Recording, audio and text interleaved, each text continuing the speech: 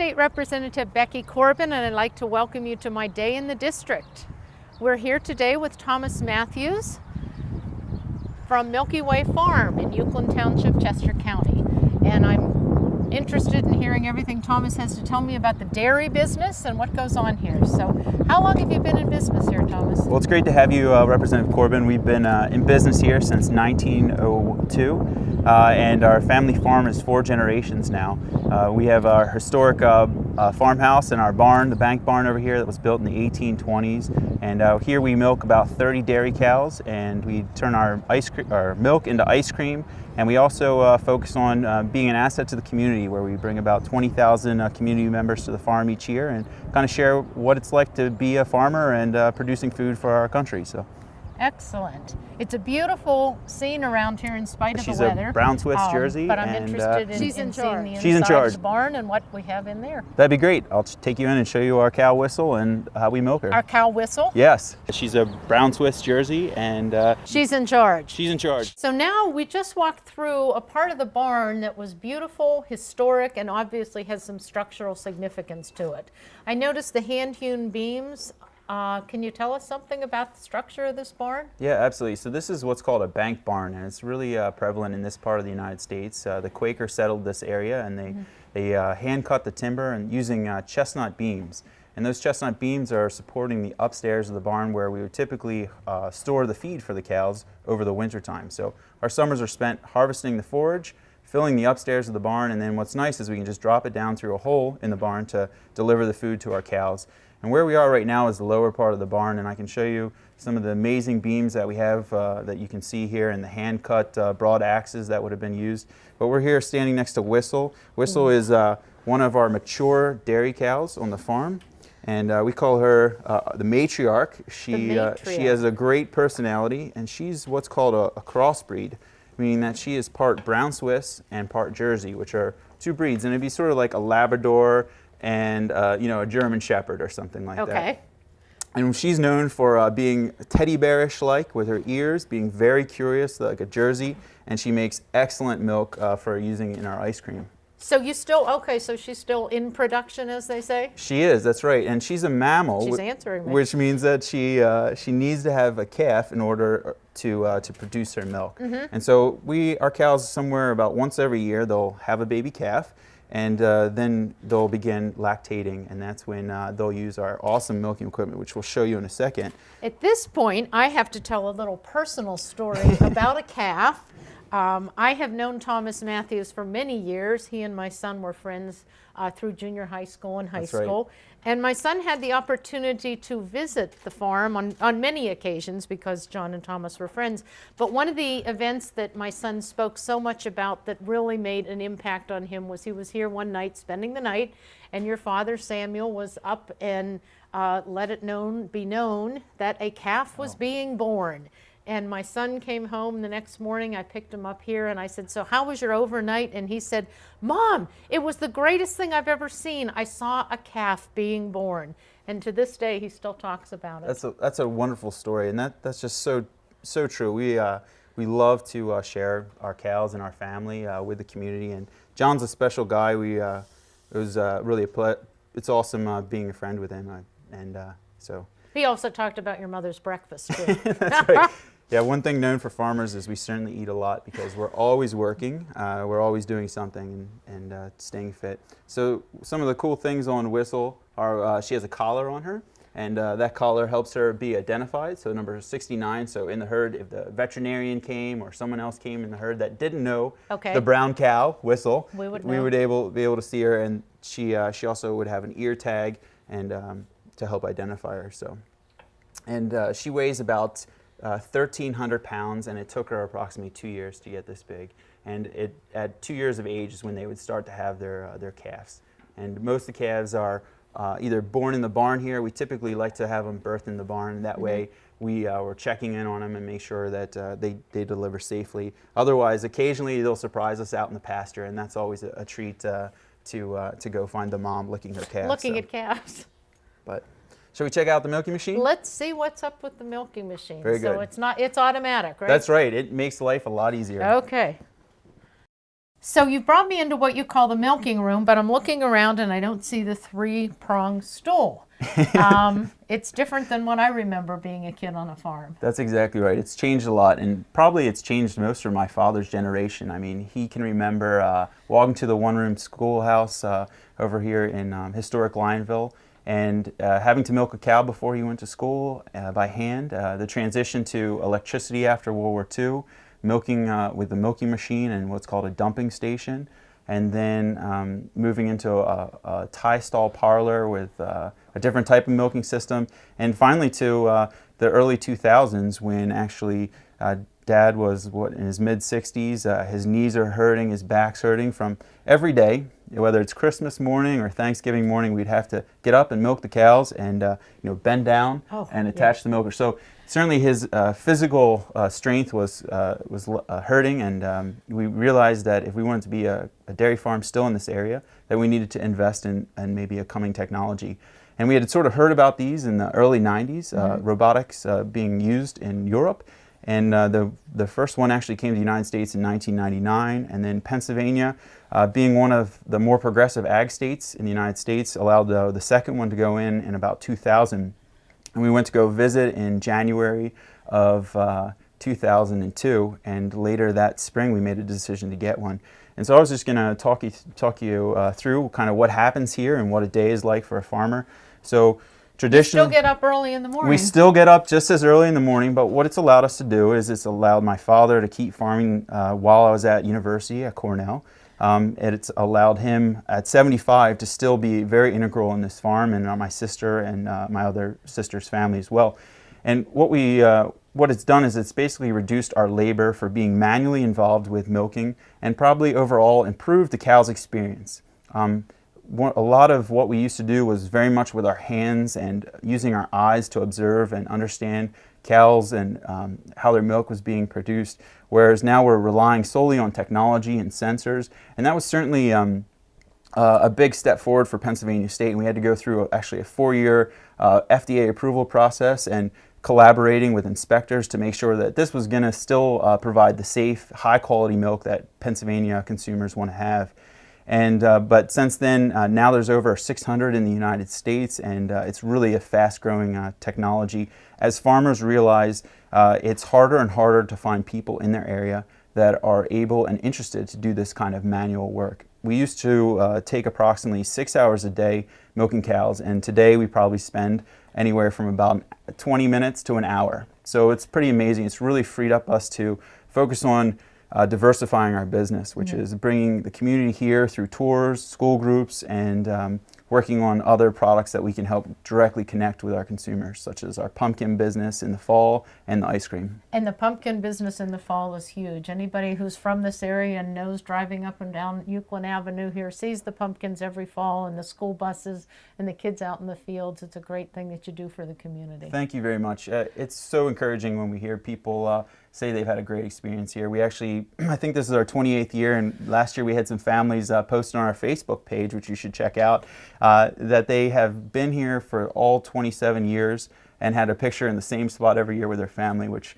was really neat for them to post on our Facebook page. And watch them grow. That's exactly right. So what I'm going to show you here is the first thing is this is the responder that Whistle had around her neck. Obviously, it's a different number. And what I tell people is it's very much like an easy pass to get on the turnpike to Harrisburg.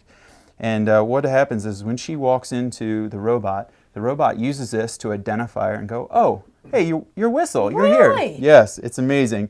I assumed the electronic device here, wireless device, was just so you knew where they were. I didn't realize the milking machine could keep track of them as well. And it's amazing what it does. And so when she walks in, it's going to make a decision and say, hey, is it time for you to be milked or not? And I was saying earlier that Whistle actually visits the robot 24 times a day. Every hour, literally, she's walking through just trying to seeing if it's time, seeing if somebody left some grain. The real attraction here is kind of the grain. It's almost like why people stand in a long line to get our ice cream, because they know when they get up there, they're going to get something really, really good. And Whistle is she's part pig.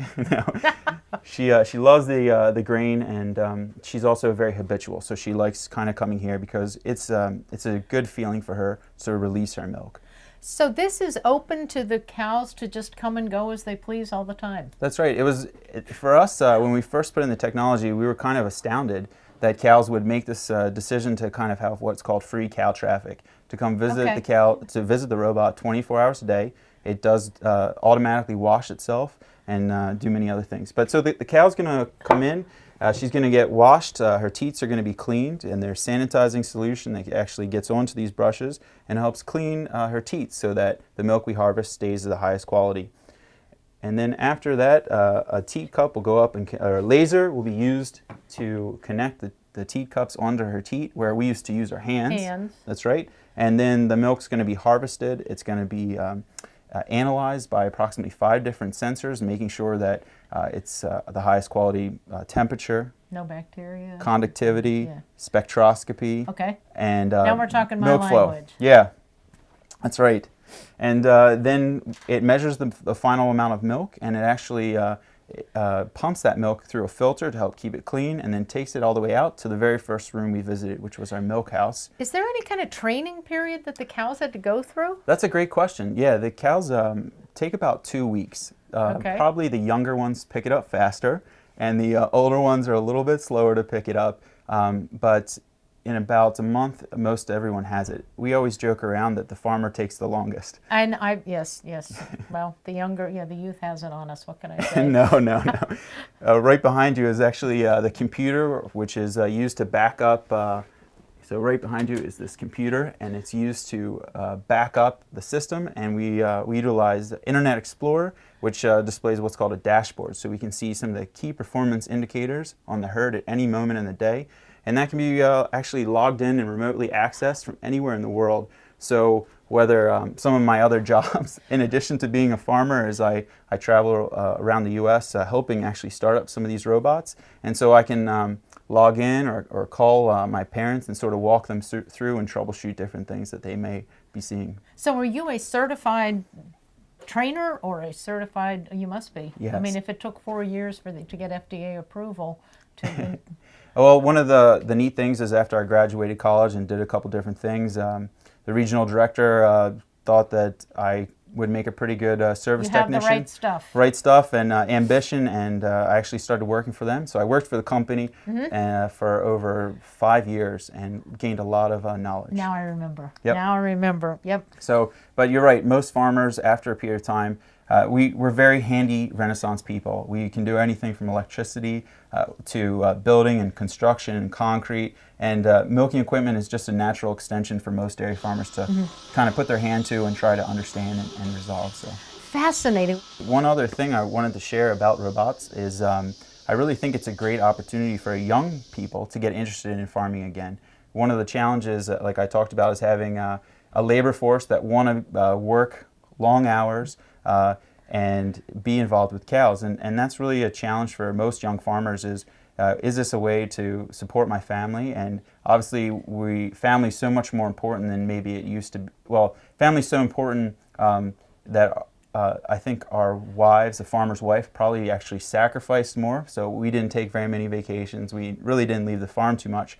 But young people want to do that. You know, we want to be able to travel and kind of have more freedom and more choices. And I think that's one of the neat things that kind of makes farming more exciting in our state, is being able to offer this as an alternative to young people and help keep the state so strong using Well, agriculture. agriculture is the #1 industry in Pennsylvania, and I don't know that a lot of people outside Chester County or other rural communities realize that.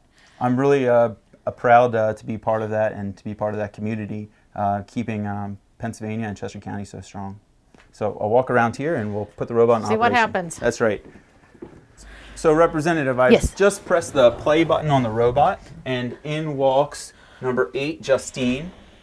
And what's happening is the arm is moving over, and it's going to swing underneath her, and it's going to wash her teats off, stimulate her teats, which is really important for getting oxytocin to be released.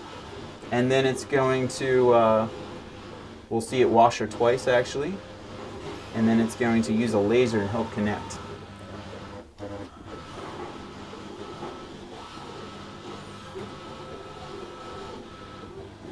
So this robot costs approximately $200,000, so it's very expensive. But what we decided is it's about $60 a day, and in order to pay somebody, it'd be more than that. It'd probably be 100 or plus to pay somebody that would want to show up every single day and milk cows twice a day, have health benefits, have time off, and be as consistent as a robot is pretty much impossible. Now, what kind of maintenance is involved in this equipment and how routinely do you have to perform it? That's great. So the maintenance schedule on our robot is about quarterly, and there are key components that a wizard runs us through on the touch screen on the robot to tell us now move the arm to this position and exchange this cartridge or do this thing. So it's very much moving the directions of a photocopier.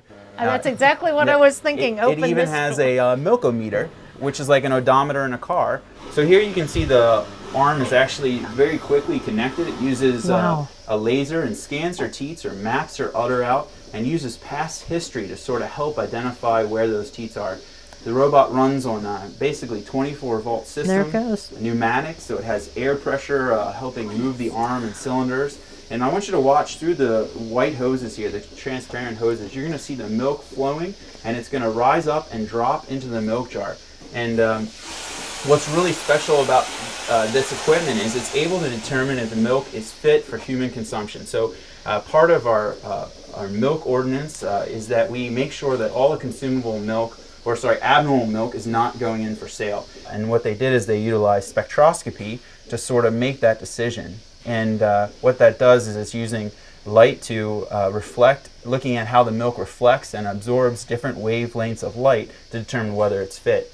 And if the milk is not fit or is considered abnormal for some reason, like colostrum, is defined as the first milk out of a mother after she has her calf, that colostrum is not fit for sale. And so the robot can actually identify colostrum because it's slightly more yellow, and it would separate that milk out into a pail, and we can feed that off to the calves because it's so wholesome for the baby calf, newborn calf. And so this robot was put in 2009. We originally had one robot before in 2002. But the cows realize when they need to be milked. Yeah, as I said, they're animals of habit. We can look on the computer here and actually see that the slowest time of day is approximately 3, 4, and 5 in the morning. Around 5, 6 in the morning, they're waking up. We kind of spike, so there's our rush hour traffic kind of until about 9 o'clock. And then mid-afternoon, it gets a little slower because it tends to be hotter. They like, in the summertime especially, they tend to be in the shade.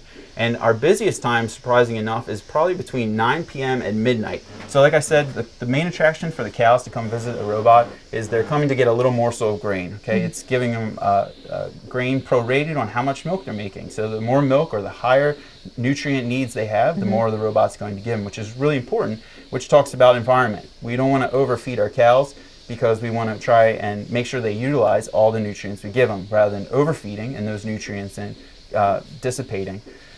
The second reason the cows are coming is they love habit. Okay, cows love habit and they like to come at the same time. So we'd actually find that Whistle would probably come every time 6 in the morning to be milked. We'll see her there waiting, and about 4 in the afternoon, and again she'll come through at midnight.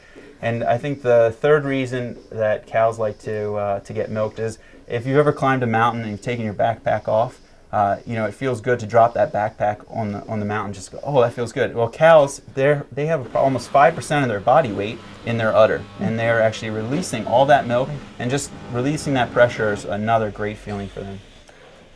So you can see the cow is finished. The cow is finished, and how much milk do we have? That's right, and so it moves fast. She actually made approximately 10 liters, or about 22 pounds of milk were harvested just there. And so after she's done, actually this is part of the robot's daily procedure here as we're coming up upon 4 o'clock, is it automatically goes in and starts a main cleaning. And what a main cleaning is it washes everything from the teat cups through the milk jar. It actually cleans all the way out to our milk house and all the valves to our milk tank. And that's really important for keeping safe, high quality milk. We actually have backup generators, and we work very hard and get very concerned when a storm comes through, either winter or summer storm, because if we lose power, our job we're not done. We're actually on high alert, and 24 hours a day we have to make sure we have power here, keeping the robot going so that our cows can be milked. So let's go visit the ice cream store and see where our milk goes. See where it goes.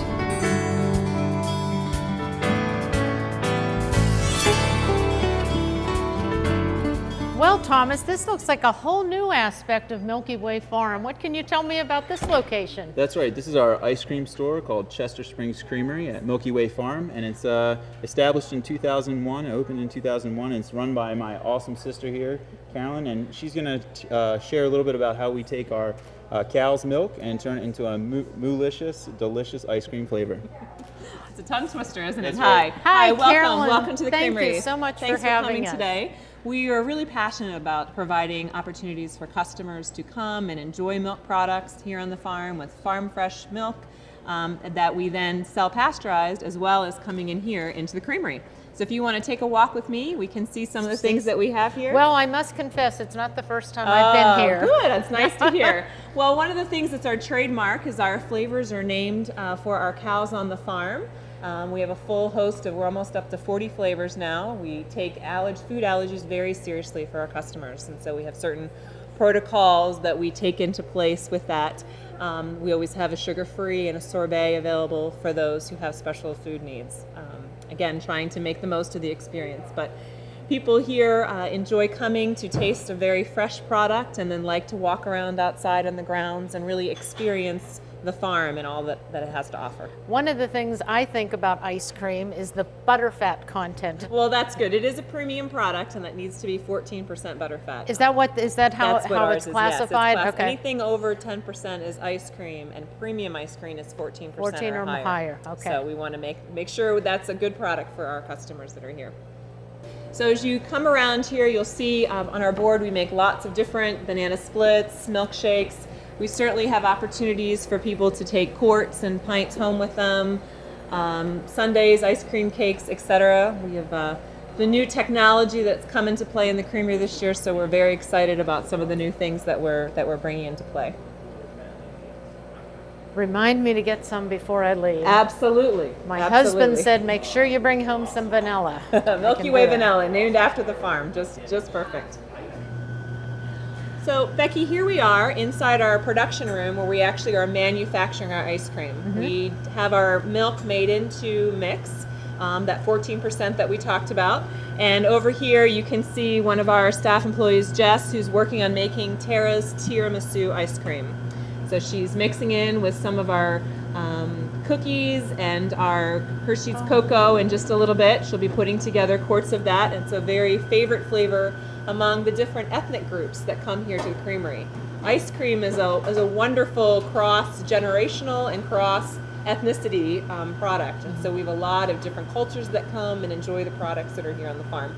I'm sure you're trying to accomplish more in the Creamery than just making and selling ice cream. So why don't you talk to me about that? Yeah, we are. We do a lot of giving opportunities for people to really experience what agriculture is about, being very active in participating. People came to us and said, we want to do more in your farm. What else can we be a part of? What else can we purchase? How else can we extend our relationship with you? It was really a wonderful moment when they came to us, and it continues to be each year when we have opening weekend and crowds pour out. It's very affirming to help us feel good about it. But they're coming here to say we believe in farms, we believe in your farm, and trying to develop relationships with different products and different services, school group programs, birthday parties. We have a new summer camp program that we're launching for kids to come. Last time I was here eating ice cream, I picked up one of the brochures to find out about your camp. Yeah, so we're really excited about those opportunities. So the Creamery is kind of a good melting pot for people to come and is a good entree, and then from there they experience the other aspects that we offer. Mm-hmm. Interesting. Yeah. Now, what is this young man doing here? So this is our friend Martin, one of our employees, and he's actually creating small cups of ice cream that we use for our school group program that we have. We have over 6,000 school children that come through here in the spring and the fall to really understand what farming is about and what its play is within their world. It's not just, here's a cow, this is what a cow says. Really helping them understand the role of education in farming and where their food comes from. children are not aware of it. Some adults are not aware of it. No. Agriculture is the #1 industry in Pennsylvania, and I'm so glad that you and the rest of your family have given the opportunity to so many school children to come and hear about it and learn about it. Oh yes, today was a perfect example. And when I asked a group of 6th grade middle school students and I said, what is agriculture? And many of them did not know, let alone the fact that it played such an important role within our state economy. So we believe very strongly in the educational mission that our farm offers, talking about how to kids, helping them understand school tours and farming and agriculture and what role it plays within the future and where their food comes from and how farms are important to them. Well, I can't thank you enough, Carolyn, for the time you've given us here. It's been a wonderful tour of Milky Way Farm with the Matthews family, from Carolyn, Thomas, Melba. I've really enjoyed it. And now I think we better go try some of that ice cream we've been hearing about. All so right. Let's go. Sounds awesome. Thanks so much.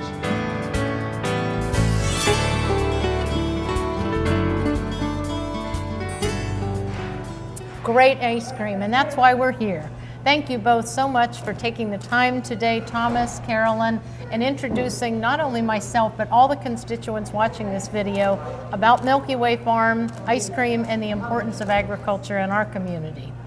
If people want to learn more about Milky Way Farm and what they can do to help out in the agricultural community, how can they get in touch with you? Probably the best way would be to go visit our website at www.milkywayfarm.com. And they can find out more information about our school tours, pumpkin harvest, and the awesome ice cream that we sell here. Thank you. If any of you have questions about what my district office can do for you, you can contact me at 610-524-5595 or visit my website, repcorbin.com. Thank you, and we'll see you again next time.